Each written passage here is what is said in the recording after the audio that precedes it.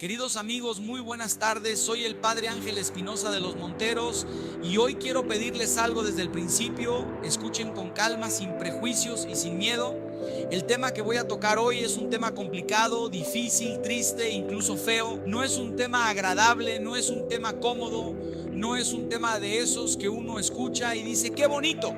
Pero precisamente por eso es necesario. ¿Con qué finalidad? Con una sola: ayudarte, advertirte, prevenirte para que nunca, por ningún motivo, bajo ninguna circunstancia, ninguno de ustedes caiga en esto. Hoy quiero hablar del adulterio y lo voy a hacer con claridad, sin rodeos, sin maquillaje, pero también sin condenar a nadie. A esto que voy a compartirle lo podríamos llamar las 5 maldiciones del adulterio. No es un invento mío, no es una opinión personal, no es un criterio moderno ni antiguo. Tiene un fundamento bíblico muy claro, especialmente en el libro de los Proverbios.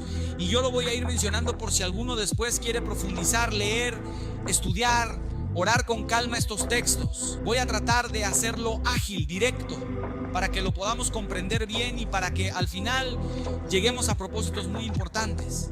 Y quiero aclarar algo desde ahora.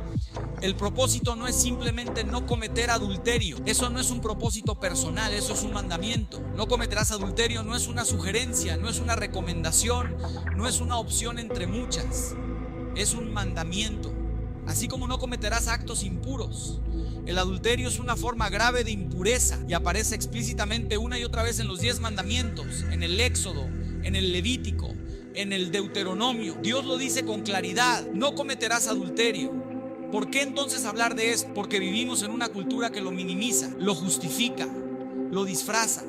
Hoy se le llama error, desliz, aventura, algo que pasó, una etapa, una necesidad. Y cuando algo se empieza a normalizar, se empieza a repetir. Y cuando se repite, empieza a destruir. Jesús es clarísimo cuando habla del matrimonio. Dice que los que se casan ya no son dos, sino una sola carne, una sola realidad, un solo proyecto, un solo corazón orientado en la misma dirección. Son dos personas, sí, pero llamadas a vivir como una unidad profunda. Entonces, ¿cómo se te ocurre romper esa unidad? ¿Cómo se te ocurre traicionar esa confianza? ¿Cómo se te ocurre faltar a la fidelidad de la persona a la que un día miraste a los ojos y le prometiste amor, respeto y lealtad? El adulterio nunca comienza como una tragedia. Casi siempre comienza como algo aparentemente pequeño, una conversación de más, un mensaje que no debería existir, una cercanía innecesaria, una broma con doble intención. Y poco a poco, sin darse cuenta, la persona empieza a cruzar límites que jamás pensó cruzar, y cuando reacciona ya está metida hasta el fondo. Por eso quiero empezar hoy con la primera gran consecuencia, la primera maldición del adulterio. Y es algo que muchos no ven porque no se nota por fuera, pero es lo más grave: la corrupción del alma. El libro de los Proverbios lo dice con una crudeza impresionante: el que comete adulterio es falto de entendimiento, el que hace tal cosa se destruye a sí mismo. No está hablando primero del daño al otro, está hablando del daño interior. El adulterio corrompe el alma. Imagínate que yo te dijera: ¿te gustaría corromper tu cuerpo? ¿Te gustaría dañarte con una sustancia que te destruya por dentro? Dirías: claro que no. ¿Cómo se te ocurre? Pues ahora te pregunto: ¿cómo se te ocurre atentar contra tu propia alma? Porque eso es exactamente lo que sucede. El alma se contamina, se ensucia, se debilita. Y a partir de ahí todo empieza a desordenarse. Aquí vamos a detenernos por ahora, porque si no entendemos lo que el adulterio le hace al alma, nunca entenderemos por qué después vienen la ceguera, la pérdida, el dolor y la ruina. Continuamos en la siguiente parte. La corrupción del alma no sucede de un día para otro. No es que la persona amanezca siendo otra completamente distinta. Es un proceso lento, silencioso, casi imperceptible. El que comete adulterio, dice la Escritura, encuentra placer en ello. Y eso es justamente lo peligroso, porque cuando algo da placer, el alma empieza a justificarlo. No es tan grave, nadie sale lastimado. Yo también tengo derecho, solo es una vez, mientras no se entere nadie. Y ahí comienza el verdadero deterioro interior. El alma del adúltero empieza a vivir en la mentira. Ya no es una vida transparente. Aparecen las dobles agendas, las excusas, las historias inventadas. ¿Dónde te veo? ¿A qué hora? ¿Qué digo en mi casa? ¿Cómo borro los mensajes? ¿Cómo escondo las llamadas? Y todo eso no es gratuito. El corazón ya no descansa. El interior se llena de inquietud, de ansiedad, de temor. Temor a ser descubierto. Temor a perder lo que tiene. Temor al qué dirán. Es un alma contaminada. infectada, que ya no vive en la paz. Sus pensamientos se vuelven insanos, ya no piensa con claridad. Todo gira alrededor de la pasión, del deseo, del momento. Hay una turbulencia interior constante, culpa mezclada con placer, miedo mezclado con emoción, remordimiento mezclado con justificación. Cuando el alma se corrompe, la persona deja de pensar como pensaba antes. Empieza a tomar decisiones que jamás habría tomado en su sano juicio. Por eso el adulterio nunca es solo un acto físico, es un quiebre interior, es una fractura del corazón. Jesús lo dice con mucha claridad cuando habla del pecado que comienza en el corazón, en la intención, en el deseo. Antes de que el cuerpo caiga, ya cayó el alma. Antes de que se concrete el engaño, ya se había abierto la puerta interior. Y aquí es donde muchos se equivocan. Dicen: Padre, mientras yo cumpla con mis responsabilidades, mientras yo siga llevando dinero a la casa, mientras yo siga siendo buen papá o buena mamá, esto no afecta. Claro que afecta. Afecta porque tú ya no estás entero, porque ya no te entregas completo, porque una parte de ti ya no está en tu casa, ya no está en tu matrimonio, ya no está con tus hijos, está en otro lugar, con otra persona, con otra historia.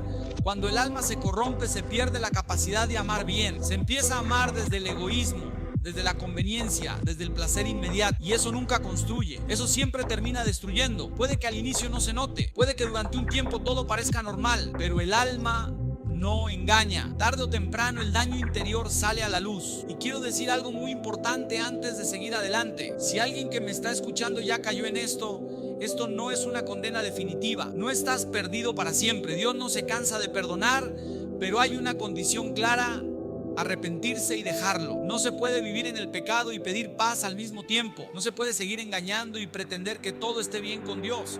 Levántate, corta de raíz, arrepiéntete, cambia de vida. Cuanto antes, mejor. Porque cuando no se hace, cuando se persiste, cuando se normaliza, cuando se justifica, la corrupción del alma abre la puerta a la segunda gran maldición del adulterio, de la que vamos a hablar a continuación: la ceguera espiritual. Y esa es todavía más peligrosa, porque el que está ciego cree que ve. Continuamos. La segunda maldición del adulterio es la ceguera espiritual. Y esta es todavía más peligrosa que la primera, porque el que está ciego no sabe que está ciego. El libro de los Proverbios lo dice así: ¿por qué, hijo mío, andarás ciego con la mujer ajena y abrazarás el seno de la extraña? Fíjate bien en la palabra que utiliza la escritura: ciego. No dice distraído, no dice confundido, no dice débil, dice ciego. Jesús afirma con claridad: yo soy la luz del mundo, el que me sigue no camina en tinieblas. Entonces, cuando una persona comete adulterio y persevera en él, hay que decirlo con toda honestidad: ya se salió del evangelio, ya se salió de la luz de Cristo. No puede decir que camina con Dios mientras vive deliberadamente en la oscuridad. Vive fuera del amor de Dios, fuera de su proyecto, fuera de su verdad. Ahora bien, quiero ser muy claro y muy pastoral. Si alguien que me está escuchando cometió adulterio, no está condenado para toda la eternidad.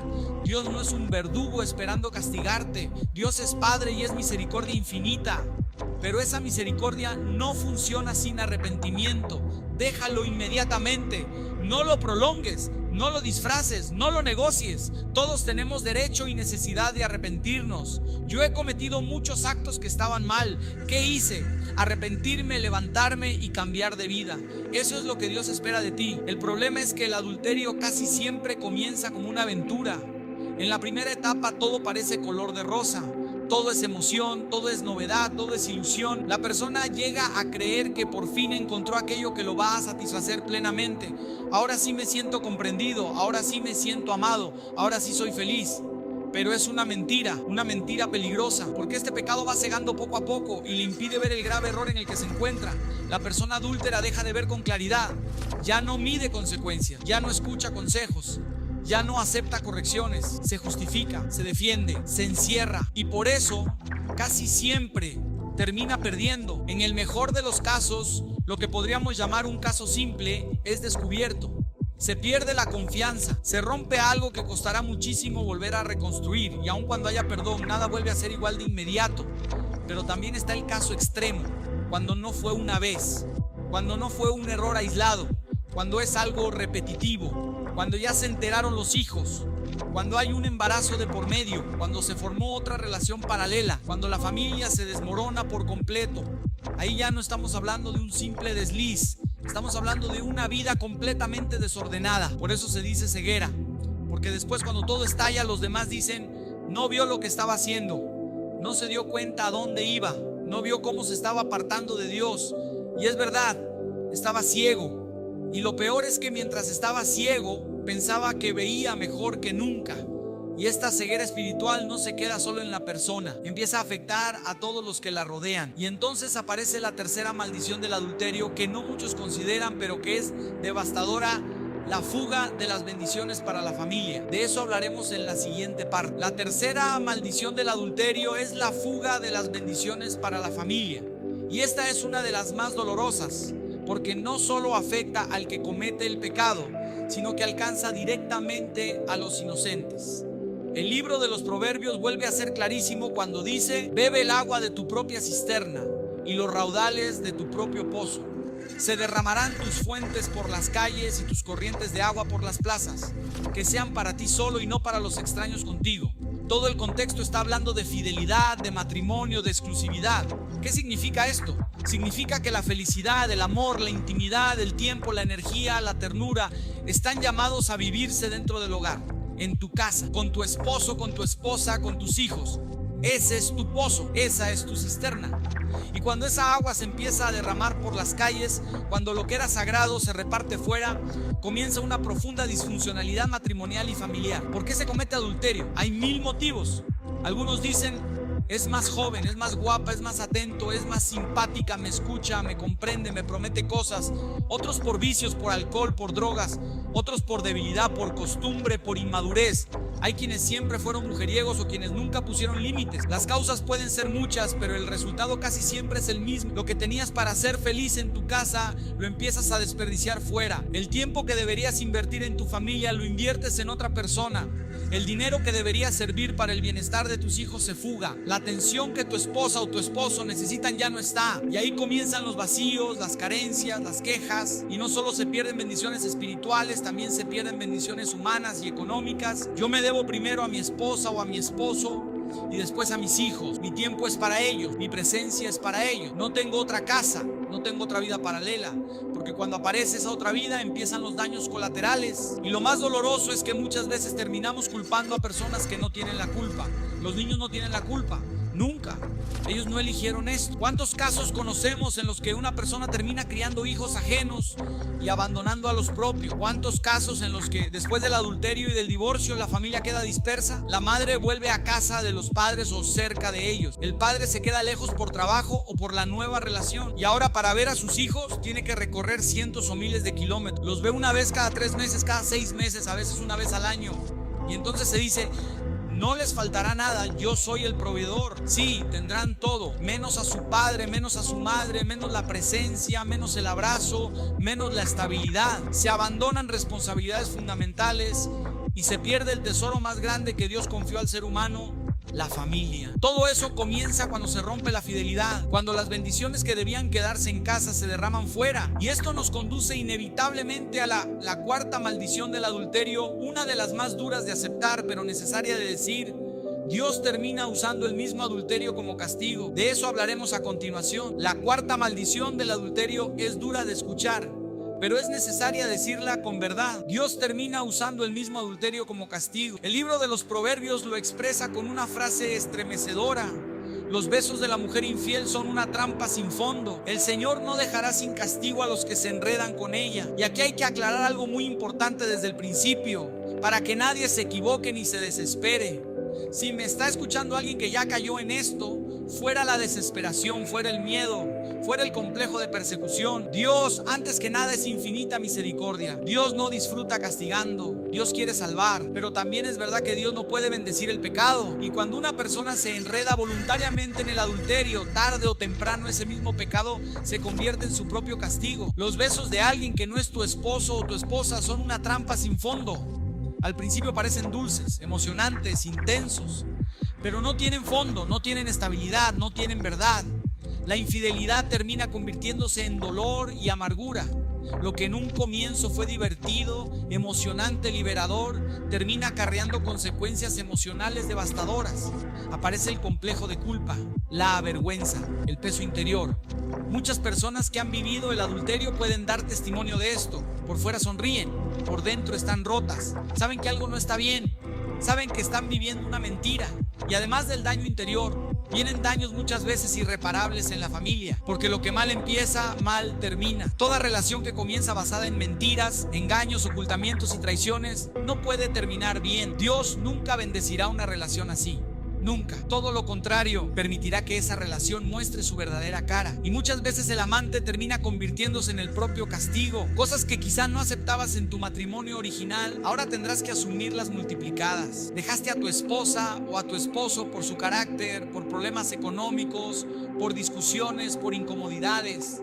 Y con el tiempo experimentarás lo mismo, peor, con la nueva persona. Porque el problema no era solo el otro, el problema también estaba dentro. Algunos dicen: padre, a mí me fue mejor con la segunda. Puede ser, puede haber más madurez, menos responsabilidades, menos hijos, menos conflictos. Pero incluso si humanamente parece que fue mejor, hay una pregunta que no se puede esquivar ni delante de Dios, porque Dios odia el adulterio, no odia al adúltero. El adúltero puede arrepentirse, convertirse y ser perdonado, pero el adulterio como pecado es algo que Dios rechaza con firmeza. Y esta cuarta maldición prepara el terreno para la última, la más devastadora, la que muchos descubren cuando ya es demasiado tarde, perderlo todo. De eso hablaremos en la siguiente parte. La quinta y última maldición del adulterio es perderlo todo. Y esta es la más triste, la más silenciosa, la que muchas veces se descubre cuando ya no hay marcha atrás. Nadie deja a su esposo o a su esposa por algo mejor. Casi siempre se deja por algo más fácil. Al inicio, la infidelidad nace del deseo de llenar un vacío. La persona cree que ese vacío existe porque su esposo o su esposa no supo, no pudo o no quiso llenar. Y entonces aparece alguien más que parece ofrecerlo todo sin esfuerzo, sin historia, sin compromiso. Pero uno de los escenarios más dolorosos es cuando, después de haber perdido la familia, la confianza, la estabilidad y la paz, la persona se da cuenta demasiado tarde del daño causado. Hay daños que no se pueden reparar completamente. Matrimonios que se rompieron por una infidelidad y que aún con buena voluntad ya no pueden reconstruirse. Yo que me dedico a acompañar estos casos, lo pregunto muchas veces: ¿hay posibilidad de rehacerlo? Y la respuesta duele. No, padre, ya no. Se perdió el respeto. Se rompió algo esencial. Es imposible volver atrás. Por eso el consejo es claro y directo: no tires a la basura aquello que un día fue la mejor decisión de tu vida. No arruines tu matrimonio, al contrario, riega cada día ese jardín. Cuídalo, protégelo y verás que con el tiempo cosecharás los mejores años junto a la persona que un día decidiste amar. No existe el matrimonio perfecto, no existe la persona perfecta. Los defectos siempre estarán ahí. La persona nueva siempre llega envuelta en novedad, en aparente perfección, pero con el tiempo también aparecerán sus límites, sus sombras, sus problemas. Y para aquellos que dicen: padre, a mí no me fue peor, me fue mejor, aun si humanamente así fuera, hay una pregunta que queda suspendida en el aire: y el día del juicio te irá mejor. No es una amenaza, es una reflexión necesaria. Si alguien que me escucha ya fue adúltero y la situación no tiene vuelta atrás, al menos intenta reparar el daño. Nunca te separes de Dios. Haz todo el bien posible por tu ex esposo o ex esposa. Ocúpate de tus hijos. Nada de esto borra lo sucedido, pero puede aliviar heridas, porque en un adulterio casi siempre hay alguien más profundamente herido, y muchas veces ese alguien fue dejado atrás mientras el otro rehacía su vida. Frases como: tengo derecho a ser feliz, tengo derecho a una segunda oportunidad, tengo derecho a realizarme, se repiten con facilidad. Sí, todos queremos ser felices, pero jamás a costa de la felicidad, la paz, la estabilidad y el bien de los demás. Nunca a costa de los hijos, nunca a costa de la unidad familiar. Aquí nos detenemos por ahora. Quédate con esto en el corazón. Cuida tu interior, cuida tu matrimonio, cuida tu familia, porque cuando el corazón no está blindado, cualquier grieta puede convertirse en una ruina. Y quiero cerrar esta parte con una llamada muy concreta, muy práctica, muy real. Cuida tu corazón, porque todo comienza ahí. Nadie cae en adulterio de la noche a la mañana. Nadie se levanta un día diciendo: hoy voy a destruir mi matrimonio. Todo empieza cuando el corazón deja de estar vigilado, cuando se permite una conversación indebida, cuando se tolera una cercanía peligrosa, cuando se juega con fuego creyendo que se tiene control. El corazón necesita estar blindado. No porque seas débil, sino precisamente porque eres humano. El que dice: a mí eso no me va a pasar, es el que está más cerca de caer. El que cree que ya lo tiene todo resuelto es el que baja la guardia. Por eso Jesús es tan claro cuando dice: vela y ora. No dice solo ora, dice vela, estate atento, cuida los límites. respeta las distancias. No te expongas innecesariamente. Haz todo el bien que puedas. Invierte en tu matrimonio. Invierte tiempo, escucha, paciencia, perdón. No esperes a que todo sea perfecto para amar. El amor verdadero no se construye en la ausencia de problemas, sino en la fidelidad en medio de ellos. El matrimonio no se sostiene por emociones, se sostiene por decisiones. Y la fidelidad es una decisión diaria. Si estás pasando por un momento difícil en tu relación, no busques salidas fáciles. Busca ayuda, habla, pide orientación, reza. No te encierres, no te aísles, porque el aislamiento es terreno fértil para el engaño. Dios nunca te va a pedir que destruyas para ser feliz. Nunca te va a pedir que hieras a otros para realizarte. Y si alguien que me escucha ya cayó, no huyas de Dios, no te escondas, no te resignes. Conviértete, arrepiéntete, levántate. Dios siempre da una oportunidad al que se acerca con humildad y verdad. Pero recuerda, la misericordia no es permiso para seguir igual, es fuerza para cambiar.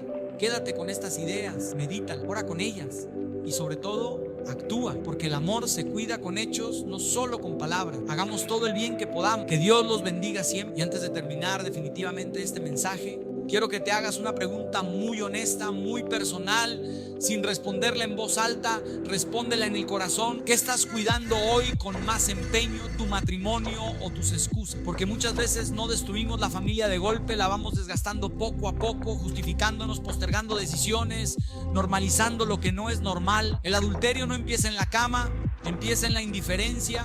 Empieza cuando dejo de escuchar, cuando dejo de mirar, cuando dejo de valorar. Empieza cuando comparo, cuando idealizo a otros y devalúo lo que tengo en casa. Empieza cuando dejo de luchar por lo que prometí cuidar. Y por eso este mensaje no es solo para el que ya cayó, es sobre todo para el que todavía está a tiempo. No juegues con tu fidelidad, no coquetes con el límite, no digas yo controlo, porque nadie controla el fuego cuando ya se encendió. Si hay una persona que te está moviendo el piso, aléjate. Si hay una conversación que no deberías tener, córtala. Si hay un lugar que te expone, no vayas. Eso no es exageración, eso es sabiduría. El sabio no es el que cae y se levanta, es el que evita caer. Cuida lo que Dios te confió. Tu esposo, tu esposa, tus hijos, tu familia no son un accidente, no son una carga, no son un obstáculo para tu felicidad. Son un regalo. Y los regalos no se traicionan, se protegen. Tal vez hoy no todo es fácil, tal vez hay cansancio, rutina, heridas, decepciones, pero nada de eso se sana destruyendo. Todo eso se sana trabajando, perdonando, recomenzando. Dios cree en el matrimonio, Dios cree en la fidelidad, Dios cree en ti incluso cuando tú ya no crees. Pero su gracia actúa cuando hay verdad, cuando hay humildad, cuando hay decisión. No esperes a perderlo todo para darte cuenta de lo que tenías. No esperes a que el daño sea irreversible para reaccionar. Quédate con esto grabado. Nunca a costa de la felicidad de los demás. Nunca a costa de la paz de tus hijos. Nunca a costa de la dignidad de quien un día prometiste amar. Blindemos el corazón. Cuidemos el amor. Seamos fieles. Hagamos todo el bien que podamos. Que Dios los bendiga siempre. Y permíteme añadir algo más, porque este tema no se agota fácilmente y porque sé que muchos, mientras escuchan, sienten que Dios les está hablando directamente. No ignores esa voz, no la apagues, no la postergues. Cuando Dios toca el corazón es porque todavía hay tiempo, todavía hay camino, todavía hay esperanza. Tal vez alguno dirá: padre, usted no sabe lo que yo he vivido. Es verdad, no lo sé, pero Dios sí. Y Dios no minimiza tu dolor, tus heridas, tus frustraciones. Él las conoce mejor que nadie. Pero una cosa sí te puedo decir con absoluta certeza: la infidelidad nunca es la respuesta al sufrimiento. Nunca. Puede parecer un alivio momentáneo, pero termina siendo una herida más profunda. Otros dirán: padre, ya es tarde.